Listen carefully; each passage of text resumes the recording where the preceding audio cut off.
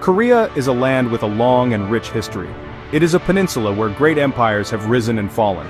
For centuries, its people have cultivated a unique culture, creating beautiful art. This history is filled with stories of brave warriors and wise kings. The peninsula's story is a tapestry woven over generations. Imagine early kingdoms like Goguryeo, Baekje, and Silla vying for control. They left behind a legacy of incredible achievements. This period laid the foundation for a unified Korean identity. Because of its strategic location, the Korean peninsula has often been a battleground. Yet its people have always fought to protect their independence. The old world was about to collide with the new world. To grasp why Korea was split, we must first appreciate the depth of its history. The 20th century brought immense upheaval to the Korean peninsula. After centuries of independence, Korea was colonized by Japan in 1910. This brutal occupation lasted 35 years. During this time, Kim Il-sung began his political journey. The end of World War II did not bring unity. Instead, it brought division. Korea was divided along the 38th parallel. The Soviets occupied the north, while the Americans occupied the south. In the north, the Soviet Union supported a communist state led by Kim Il-sung, the Democratic People's Republic of Korea. This marked the beginning of the Kim dynasty. In the south, the United States supported a capitalist state, the Republic of Korea. This solidified the division into two countries, a situation that would soon explode into war. Long before modern maps, the Korean peninsula was dynamic. From the 1st century BCE, three kingdoms emerged: Goguryeo, Baekje, and Silla. They were in a constant struggle for dominance. This era saw cultural and technological growth. Each kingdom embraced Buddhism and developed complex political systems. In the 7th century, Silla allied with Tang China and conquered Baekje and Goguryeo. By 668, the peninsula was largely united under Silla. Unified Silla ushered in peace and a golden age of culture, solidifying a common Korean identity. After nearly 300 years of rule, the unified Silla kingdom began to weaken. Internal power struggles and rebellions eventually led to its decline. From this period of turmoil, a new dynasty emerged. In 918, a general named Byungjin established the Goryeo dynasty, from which the modern English name Korea is derived. Byungjin unified the peninsula once again and established a new capital at Kaesong. The Goryeo dynasty would rule for almost 500 years, a period marked by remarkable achievements and significant challenges. This era saw the further refinement of Korean culture and the creation of some of its most treasured artistic legacies. The Goryeo period is perhaps most famous for its stunning Celadon pottery.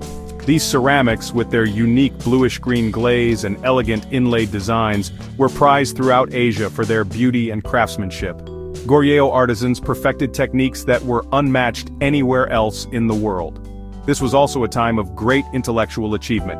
In the 13th century, Koreans invented the world's first movable metal-type printing press, a revolutionary technology that came about more than 200 years before Gutenberg's press in Europe.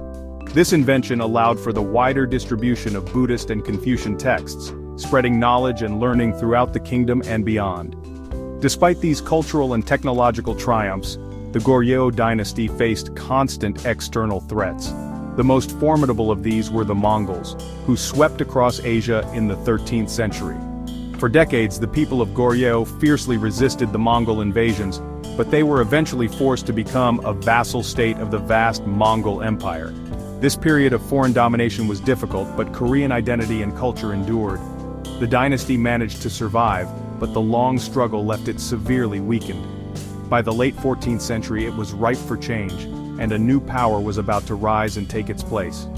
In 1392, a powerful general named Yi Seong-gye overthrew the Goryeo dynasty and established a new one, which he called Joseon. This would become Korea's longest ruling dynasty, lasting for over 500 years until the dawn of the 20th century. The Joseon rulers moved the capital to Hanseong, which is now modern-day Seoul, and established Neo-Confucianism as the state ideology. This philosophy shaped every aspect of Korean society, from government and education to family life and social etiquette. The dynasty's greatest ruler, King Sejong the Great, oversaw the invention of the Korean alphabet, Hangul, in the 15th century, a remarkable achievement that made literacy accessible to all people. For much of the Joseon dynasty, Korea maintained limited contact with the outside world, a policy that led Western nations to call Korea the Hermit Kingdom. By the mid-19th century, Western powers sought to expand their influence across Asia, pressuring Korea to open its ports. The General Sherman incident and subsequent military expeditions only strengthened Korea's resolve to remain closed. However, a rapidly modernizing Japan soon forced Korea to sign the Treaty of Ganghwa in 1876, opening Korean ports to Japanese trade. This marked the end of Korea's isolation and the beginning of intense foreign competition. The struggle for control culminated in the First Sino-Japanese War and the Russo-Japanese War, with Japan emerging victorious and paving the way for annexation. With its rivals defeated, Japan moved to control the Korean peninsula. In 1905, Korea became a protectorate, losing diplomatic sovereignty. Patriotic movements and armies resisted but were suppressed. In 1910, Japan formally annexed Korea, beginning 35 years of colonial rule. This period brought suffering as Japan aimed to erase Korean identity. They suppressed the Korean language and seized farmland. Millions were forced into labor, fueling Japan's war efforts. The March 1st movement in 1919 saw massive peaceful protests. Though crushed, it strengthened nationalism and inspired resistance, shaping modern Korean history and future divisions. The dark night of Japanese colonial rule ended in August 1945. The news brought joy and relief to the Korean people. Celebrations erupted as 35 years of oppression ended, but this elation was short-lived. Korea's liberation was achieved by the Allied powers, mainly the US and the Soviet Union, ideological rivals. They agreed to divide Korea at the 38th parallel, a line with no significance to Koreans. This became a hard border, a manifestation of the Cold War, dividing towns and families. The Korean people were dismayed as the dream of a unified, independent Korea faded. The stage was set for a painful national division. In the northern half of the peninsula, Soviet forces moved in swiftly after Japan's surrender. The Soviet Union saw Korea as a strategically vital area, a buffer against American influence in East Asia. Their goal was to establish a friendly pro-Soviet government. They immediately began to dismantle the Japanese colonial administration and support the formation of a communist state. They worked closely with Korean communists who had returned from exile in the Soviet Union and China, as well as with local left-wing groups. The Soviets provided political guidance, military training and economic aid, carefully orchestrating the creation of a new political and social order that mirrored their own. The Americans, who arrived in the South several weeks later, had a very different agenda. Their primary objective was to contain the spread of communism. They were deeply suspicious of the local people's committees that had emerged, viewing them as too leftist and potentially pro-Soviet.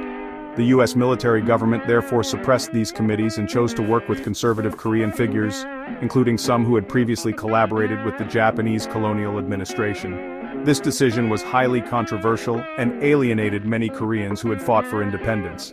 The American occupation aimed to build a strong, anti-communist capitalist state that would serve as a bulwark against the Soviet-backed North.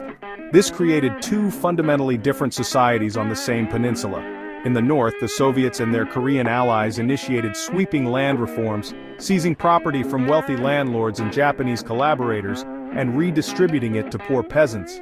Major industries were nationalized, placing them under state control.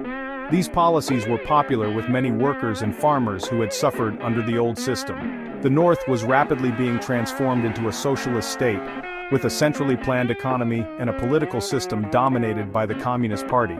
It was a revolutionary change that upended the traditional social hierarchy and promised a new beginning for the masses.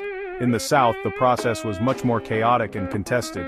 The US military government struggled to maintain order amid political turmoil, labor strikes, and popular uprisings. The preservation of the existing economic structure, which favored landlords and businessmen, caused widespread discontent. The political landscape was fractured, with a multitude of parties from the far right to the far left competing for power. The division of the country was becoming more entrenched with each passing day.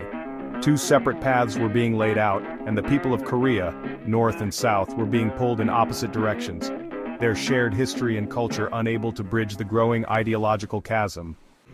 To lead Northern Korea, the Soviets chose Kim Il-sung, an anti-Japanese guerrilla fighter. He had fought in Manchuria and fled to the Soviet Union for military and political training, becoming a captain in the Red Army. Returning to Korea with the Soviet Army in 1945, he was introduced to the Korean people in a massive rally. With Soviet backing, he consolidated power, eliminating rivals and establishing a security apparatus to suppress dissent.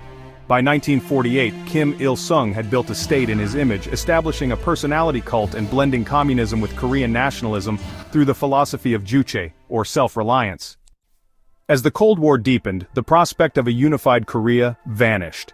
All attempts by the UN to hold elections failed as the Soviets refused observers. In 1948, with US encouragement, elections in the South led to the Republic of Korea, led by Syngman Rhee. The North responded by establishing the Democratic People's Republic of Korea with Kim Il-sung. Each claimed sovereignty over the entire peninsula, backed by rival superpowers. The division became permanent, tearing families apart. Both leaders were committed to reunification on their own terms, leading to border clashes and intense hostility. The peninsula became a tinderbox, ready to ignite a catastrophic war. By 1950, hopes for peaceful reunification in Korea were gone. The peninsula was split, both sides preparing for war. Kim Il-sung, backed by Soviet tanks and training, planned a swift invasion, convinced the South would collapse quickly. Stalin, emboldened by the Soviet atomic bomb and China's communist victory, finally approved Kim's attack. On June 25, 1950, North Korean forces stormed across the 38th parallel, overwhelming the unprepared South. Soviet-made T-34 tanks crushed South Korean defenses. Seoul fell within days. The world was stunned.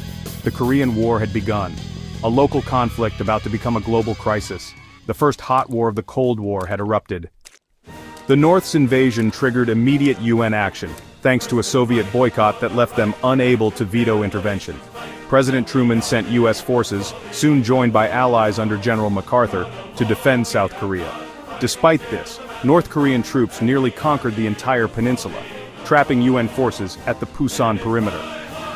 After weeks of desperate defense, MacArthur launched a daring amphibious landing at Incheon in September 1950. The surprise attack shattered North Korean lines. Seoul was recaptured and the invaders retreated in chaos. The war's momentum had dramatically shifted. The UN had turned the tide. With North Korea collapsing, UN forces advanced toward the Chinese border, ignoring Beijing's warnings. Mao Zedong, fearing encirclement, sent hundreds of thousands of Chinese troops into Korea.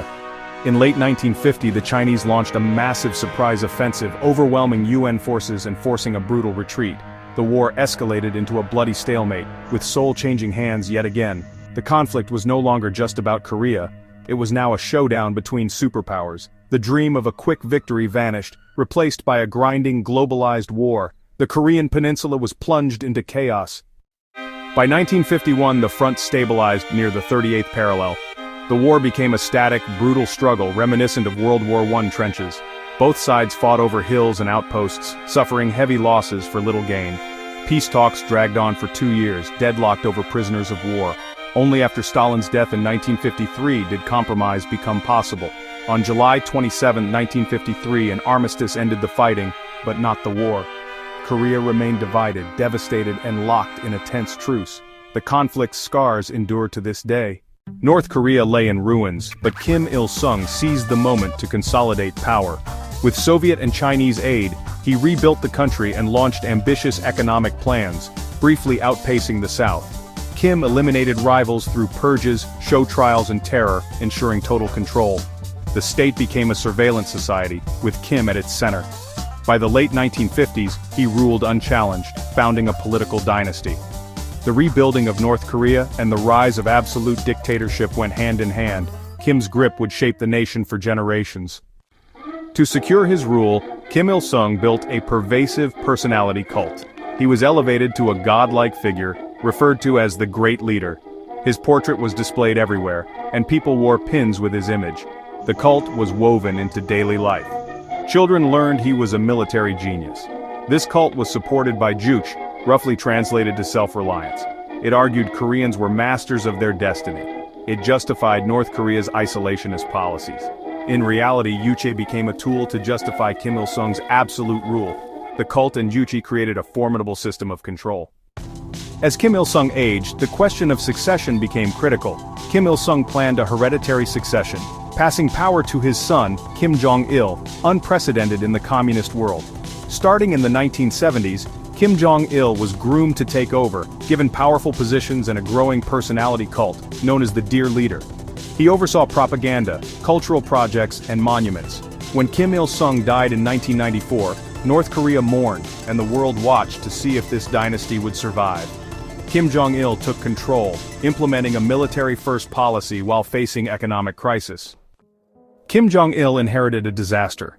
The collapse of the Soviet Union in 1991 had been a devastating blow to North Korea. For decades, the country had relied on the Soviet bloc for subsidized fuel, food, and industrial goods. With that lifeline suddenly cut, the inefficient state-run economy ground to a halt, factories rusted, and the collectivized agricultural system failed. This economic crisis, combined with a series of severe floods and droughts in the mid-1990s, led to a catastrophic famine. This period, which the North Korean regime euphemistically called the Arduous March, was a time of unimaginable suffering for the ordinary people of North Korea. During the Arduous March, which lasted from roughly 1994 to 1998, hundreds of thousands and possibly millions of North Koreans starved to death. The state's public distribution system, which had provided citizens with food rations for decades, completely collapsed. People were forced to forage for roots, bark, and grass to survive. The famine exposed the brutal failures of the Juche system of self-reliance. While his people were starving, Kim Jong-il continued to pour the country's limited resources into his military-first policy, funding the armed forces and, most critically, his father's long-standing program to develop weapons of mass destruction. Faced with a collapsing economy and a starving population, Kim Jong-il turned to his most powerful card, the nuclear program. He believed that possessing nuclear weapons was the only way to guarantee the survival of his regime against what he saw as the existential threat from the United States. He used the nuclear program as a bargaining chip, engaging in a cycle of provocation and negotiation with the outside world. He would test missiles or advance his nuclear technology to create a crisis, then offer to talk in exchange for food aid, fuel, and other concessions. This nuclear diplomacy became a key survival strategy for his regime.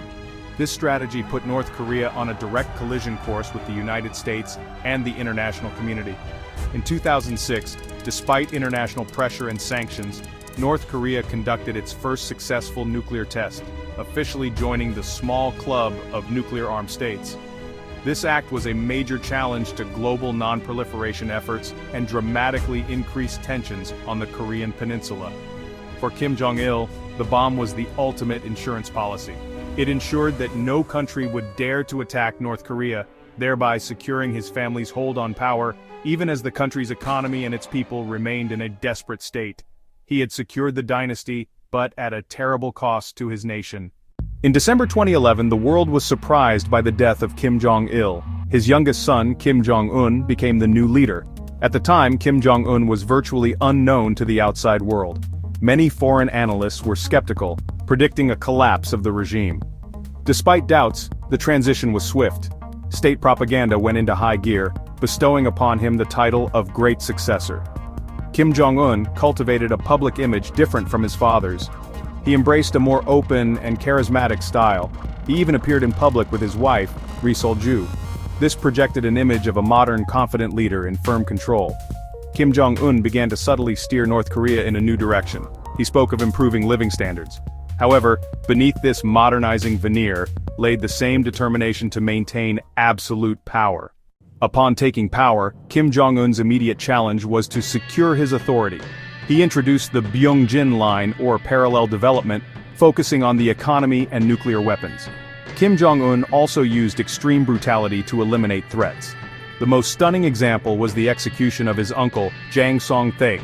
In 2017, Kim Jong-un's half-brother was assassinated. Through this campaign of terror, Kim Jong-un removed the old guard and cemented his power. Having solidified his power at home and successfully advanced his nuclear arsenal, Kim Jong-un dramatically pivoted his strategy on the world stage. After years of isolation and belligerent rhetoric, he embarked on an unprecedented flurry of high-stakes diplomacy in 2018. This began with a charm offensive during the Winter Olympics in South Korea, where he sent his sister as an envoy.